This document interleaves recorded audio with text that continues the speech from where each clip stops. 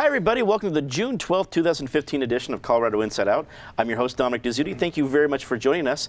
Let's get a quick take on President Biden's recent visit to Colorado for the Clinton Global Initiative annual meeting. Patty Calhoun from Westward, do you think this is the first of our campaign visits from the Clintons? I would say the first was last year for the Clinton Global Initiative when Hillary came too.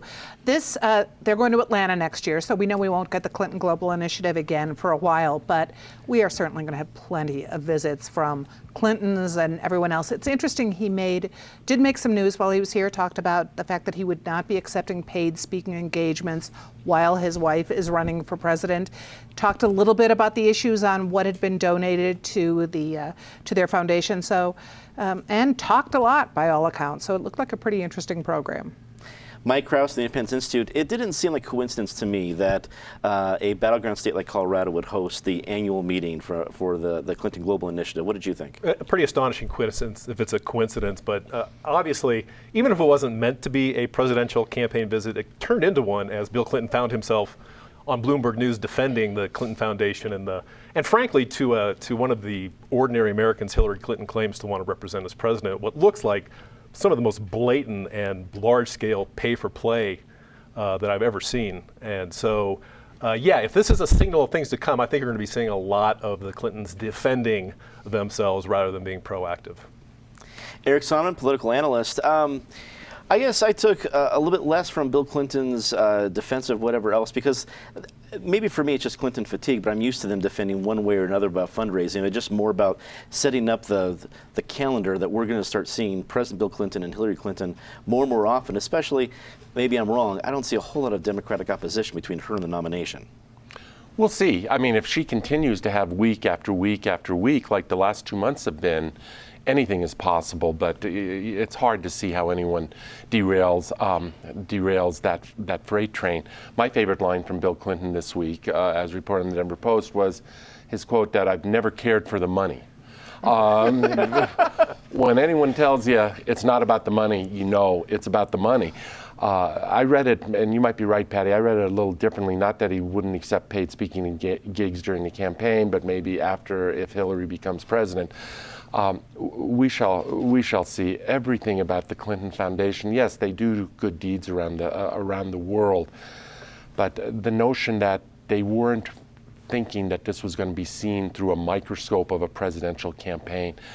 These are the most consummate political people in the world, and the fact that they didn't take that in mind, it was about the money. And running out the panel today for the first time, Mike Ciccone, Director of Communications at Keystone Policy Center. Thanks for joining us. Wrap it up for us. Thanks for having me here. I think having the Clinton Global Initiative here in Colorado certainly showed, again, Colorado will continue to be at the epicenter of the 2016 election, just as it has been at every national election over the past several cycles. I think what it also points out is how Colorado, there were a lot of great discussions at the Clinton Global Initiative, and what this also underscores is that Colorado will continue to be at the policy forefront, whether it's energy innovation, education reform, and those conversations honestly should be a challenge to lawmakers here and policymakers of all stripes to keep us at the forefront of those policy discussions. Arapahoe County DA George Brockler's tweet sent during the Aurora Theater trial last week became the reason behind the dismissal of 3 jurors this week.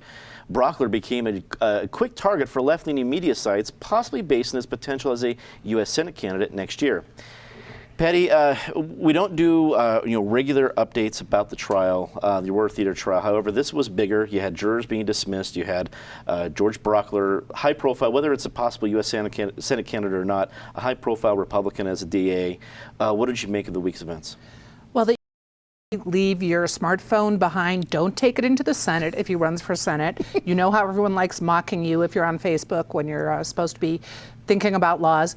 And probably don't have it at the prosecutor's table too, and learn the difference between a text and a tweet.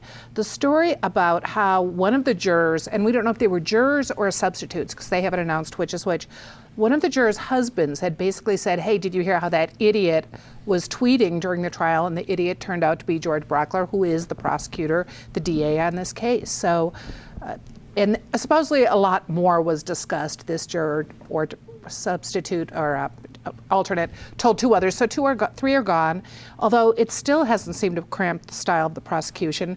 They are planning on wrapping up their case within the next 10 days. Today is a day that's off.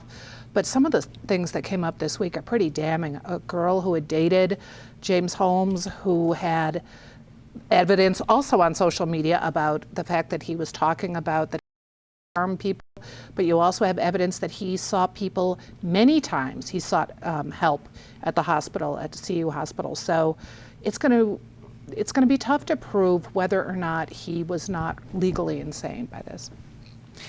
Mike, I guess we can, as our habit is here at this table, is to speculate wildly without any regard to reason or facts. But when you look at George Brockler as a politician, I mean, he's an elected DA and looked at in Republican ranks as someone at least part of their bench for the future, whether it's the Senate, gubernatorial, whatever it's going to be. Is this something that sticks to him as a problem or a blip on the radar? Well, I think it's probably a blip on the radar. I mean, he very quickly apologized for it and was contrite about it and deleted it. I think the more interesting part of this is it shows these how bureaucracies look at their own rules versus how the real world works. And these jurors were actually dismissed for violating the judge's instructions not to consume media about the trial because they're only supposed to base their decision on the facts they hear inside the courtroom. Think about what that means for a minute. That means that you can't peruse the Denver Post website because there's going to be a headline there about Brockler tweeting. Right? You can't watch a local news channel. And so so clearly, unless you're sequestered, clearly these jurors do consume somewhere in their day-to-day life, hear something from a friend, see something on TV, hear it on the radio driving to work in the morning. So it'd be next to impossible to not actually consume outside media about the trial. It's only when all of a sudden it becomes something, there's an impetus to where the judge has to take action. So these people are gone. That doesn't mean that the jurors aren't actually consuming that media. So it's an interesting little rule that obviously is not enforceable. Eric, what do you think? Does this stick to Brockler? Is it a bigger issue for the trial? Does it become a subtext as we move forward past this week? Excuse me, I was just tweeting here while Patty and Mike were talking. Let me just wrap this up. No, I don't think it sticks to Brockler. By the time George Brockler, who's a very ambitious Republican wannabe candidate, whether it's for the Senate in 2 years or I think more likely the governor's race in 2018, but whenever that is, there are going to be so many other issues related to George Brockler. This is a speed bump in the road. Even in that, it was certainly an ill-timed tweet. I am totally with Mike here. This notion that these jurors, if you want them to keep them from being exposed to any media, then you have to sequester them. If you're going to let them go home at night, driving rush hour traffic back and forth to the courthouse where they're listening to who knows what, they have access to all their social media channels. The notion that these people are not somehow being exposed to news and speculation about the trial, I think is ultimately naive, and I don't regard Judge Samore as naive. I think this one was one that was so blatant and that they hadn't come to him that he had to take action. I think the worst thing in the world would be to be one of those jurors and have to sit through this endless trial, but not to be a juror, to be a substitute juror, where you basically give up months and months of your life, and then at the end of it they say, "Oh, thank you very much. Here's money for a cup of coffee," and these other 12 people will be rendering the decision. So we don't know which jurors it was that were excused, but maybe they just were able to go home to their families and their Facebook a few months earlier. That's a good point. Mike, you've worked in communications for a long time. You worked both for John Suthers, back when he's Attorney General, and for Mark Udall. If you're in the, I'm not sure if even George Brockler has a communications department, but if he has a communications advice person in you, how do you advise him recovering from this event? Leave the tweeting to the professionals. I realize I have a self-interest in saying that, but I think this may be a blip, as Mike said, but what it shows beyond a reasonable doubt for anybody that's courting him to run for Senate or governor is they should question some of those instincts or possibly get him some training on when to and not to pull the trigger on a tweet. I agree with the defense in this case. If you're trying to put a needle in someone's arm, you need to be paying 100% attention to what's going on in the courtroom and not sending tweets. Denver police officials announced this week new regulations will prohibit firing weapons at a moving vehicle unless officers are being fired upon. The announcement comes on the heels of District Attorney Mitch Morrissey deciding that no charges will be filed against the two officers that shot and killed Jessica Hernandez earlier this year. Mike, this was a pretty big story. We had local protests when it comes to what happened to Jesse Hernandez. As you see the change in policy, was it the right thing for the Denver police to do? I think that if it appeared to be just like a knee-jerk reaction to, oftentimes when new policies or laws are implemented on the heels of either an injustice or a tragedy or a combination of the two, it's often bad policy. In fact, they say that any law named after like a dead kid is often a bad law. But in this case, this whole idea of the police shooting at moving vehicles has actually been debated for a long time within police circles and within police policy circles. So it's not like they just grabbed this out of thin air. In fact, the Police Foundation has recommended it, and I believe the second police think tank, the Police Executives Research Foundation, has also recommended this. And New York implemented this over a decade ago. LA has implemented this. And the data shows that this hasn't necessarily caused any new safety hazards to officers.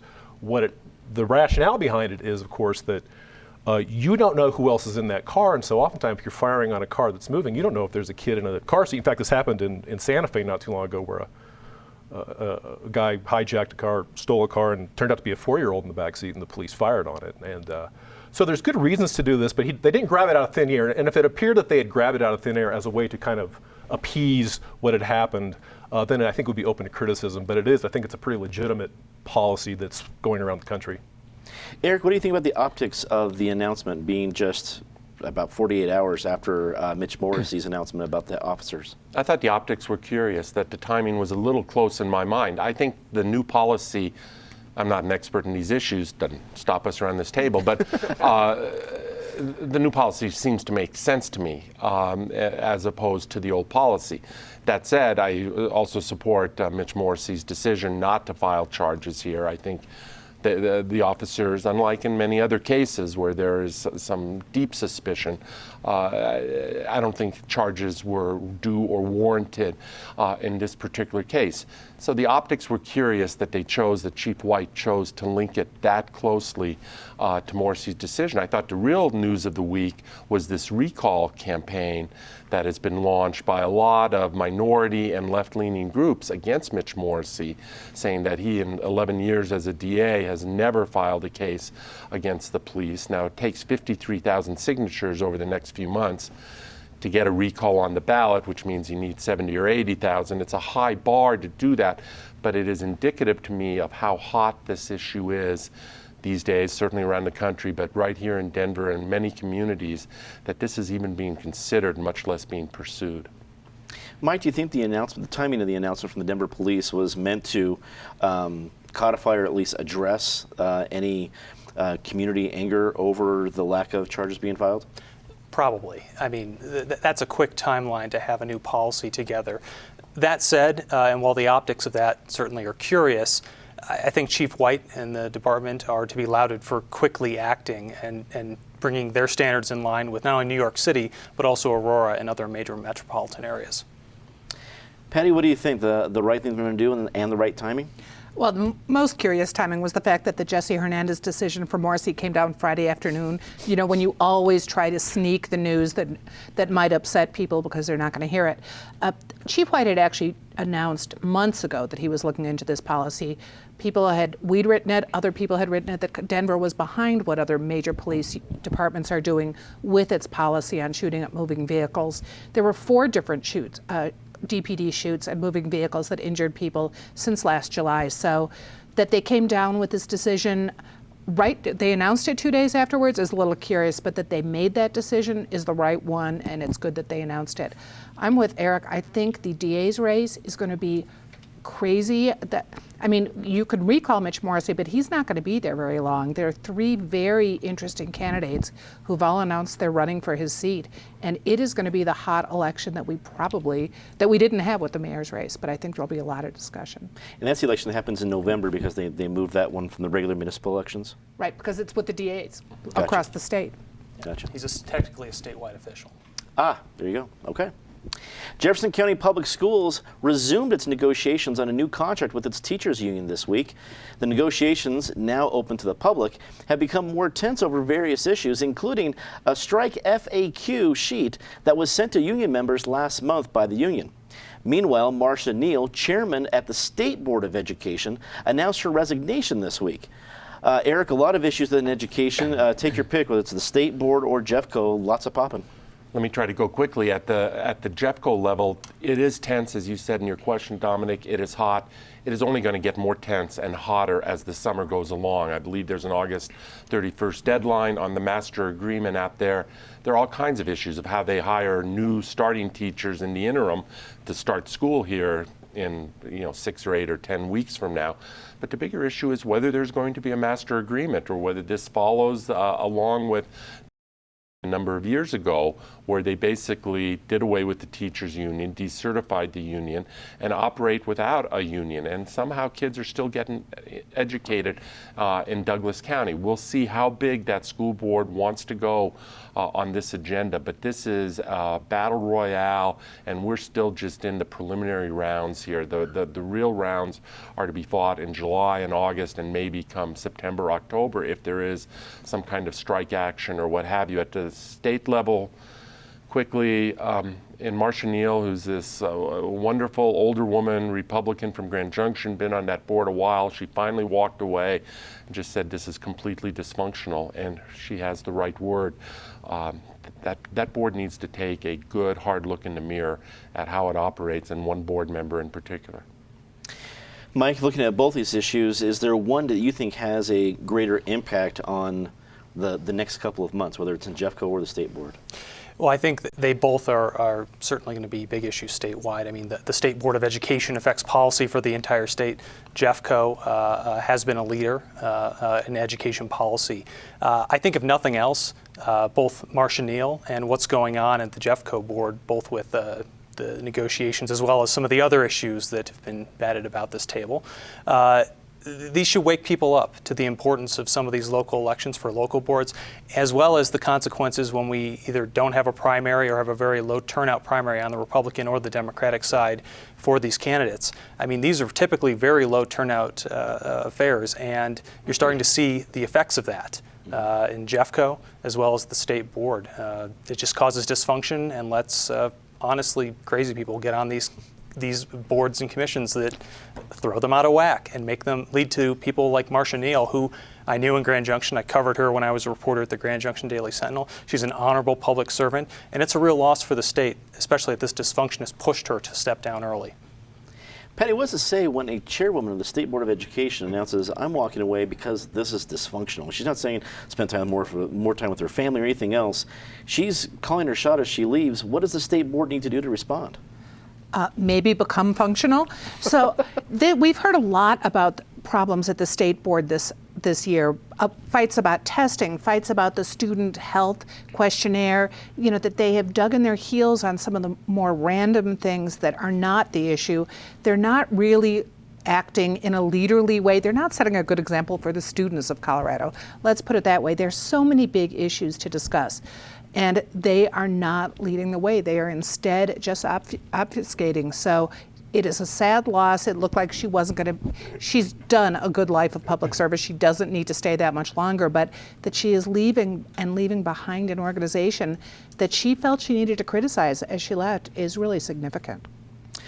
Mike, I know you know that Complete Colorado broke the whole story in Jeffco that the union sent out that strike FAQ. And obviously, since the election in 2013 of the Jeffco County School Board, when you have those three more conservative members has the majority, both sides have not been bashful about taking on each other.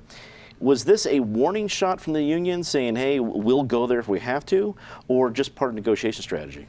Well, I think it was a combination of both. I mean, it's a classic public sector union negotiation strategy to say we're going to negotiate in good faith while at the same time prepping their members for the idea of to start talking about this, and then you start some chatter. So obviously it's working because now it's a story that the JCEA are prepping its members for the idea of striking. So it's a little bit of both. It's leverage, it's negotiations, it's pretty classic union tactic. Some amusing stuff in the FAQ though, when they asked, well, what about the kids? What about our kids? And they said, well, we got to start thinking about what to do with these kids, and public libraries are a potential option. You can imagine a parent dropping their kid off at the local public library and then driving away in the rearview mirror, and the kid's back there like, well, now what do I do, right? And so the FAQ is, I think it's a strong arm tactic, and if they want to go on strike, well, it's been a long time since we've had that in Colorado, and that's a big step, and so that's a big threat to make, and so let's see if they've got they're willing to back it up if it comes to it. Let's get a quick take on this last one. The U.S. Senate passed another short-term funding fix for Aurora's VA hospital this week that should keep the project funded through the fiscal year. Senators Michael Bennet and Cory Gardner are also working on amendments that would change how future major projects are managed. Mike, it's the VA all over again. It's the story that won't quit. What'd you make of this week's developments? Another week, another Band-Aid on the VA.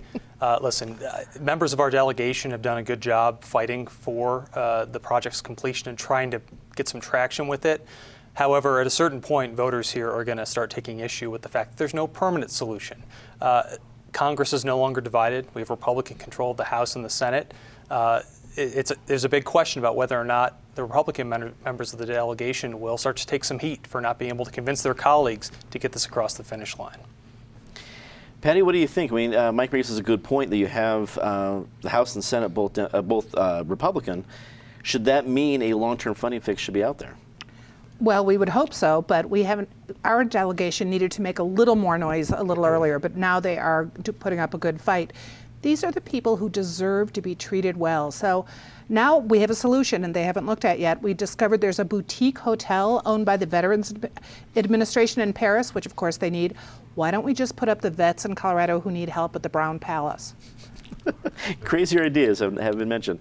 Mike, what do you think about the topic? I don't think there's never been much doubt but that the VA hospital is going to get built. I mean, Congress was going to find the money. This project was going to get finished. It's not like they're going to leave it half done.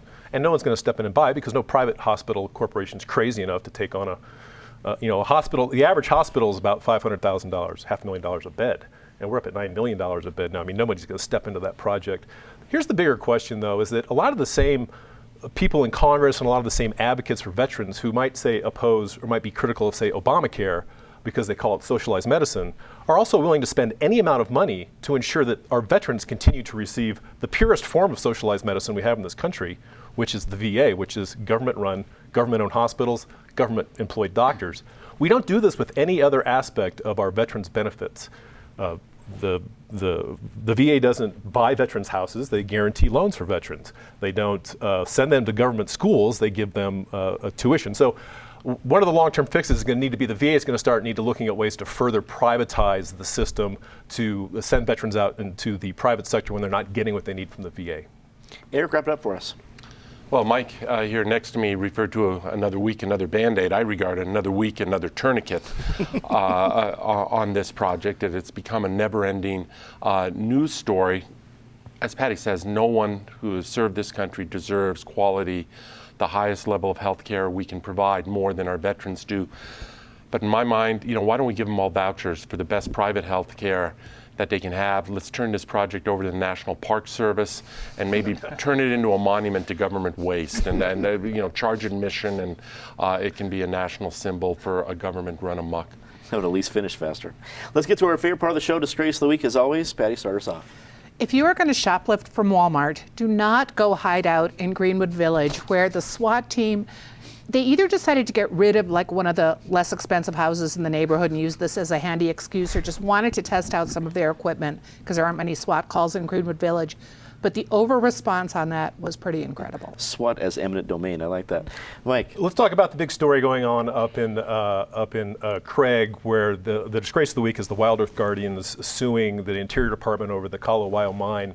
The miners did nothing wrong here, but these are the guys that are potentially going to get kicked out of work. So there's about 210 families who might see their living go away because some environmentalists wanted to sue a bureaucracy over their bureaucratic process. Eric. I like both of those. How about the son of the owner of the Denver Broncos? How about Mr. John Bolin? I guess he is the blood of the city. I did not know that. I'm not even sure I've heard that phrase. And if I go looking for the blood of the city, I did not know that John Bolin encapsulated that, but now I'm educated. Mike. I'm going to go with the Colorado Board of Education pushing out great people like Marcia Neal. So, yeah. Let's get to say something nice about somebody, the hardest part of the show. Patty. Well, pretty easy right now, given what's going on. 50 years ago on Tuesday, we had the incredible flood of Denver. We wrote a story about it last month. History Colorado has a great program going on Tuesday, exactly at the time the rivers overflowed the banks. So remember, it's happened before, and let's hope it doesn't happen again. Lori Gillum, the owner of Stockman's Liquor up in Craig, who, after finding out that New Belgium Brewery had given money to the Wild Earth Guardians to try and put 210 families out of work, yanked all their product out of her store and started a firestorm. Eric. The Logan School, a wondrous school here in Denver out at Lowry. My family has attended there. My wife teaches there. I've long been active. Just celebrated 25th anniversary of the school. No longer a startup, but now a maturing school and a wonderful part of this community. And Mike. I'm going to go with Congressman Jared Polis. He took the fight to Louisiana Rep. John Fleming when they tried to push laws that would interfere with Colorado's legalization of marijuana. And of course, Jared Polis pushed back as only he can, threatening to see if they wanted them to step in and ban the smoking and consuming of crayfish. It's a certain Polis panache that no one really has. That is all the time we have tonight. Thank you very much for tuning in. Remember that you can catch any part of the show or CIO postgame online. And be sure to check out the CIO podcast on iTunes.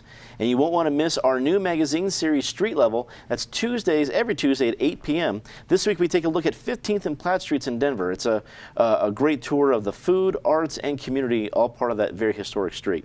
For everyone here at Channel 12, I'm Dominic Dezzutti. Thank you very much for watching. Good night.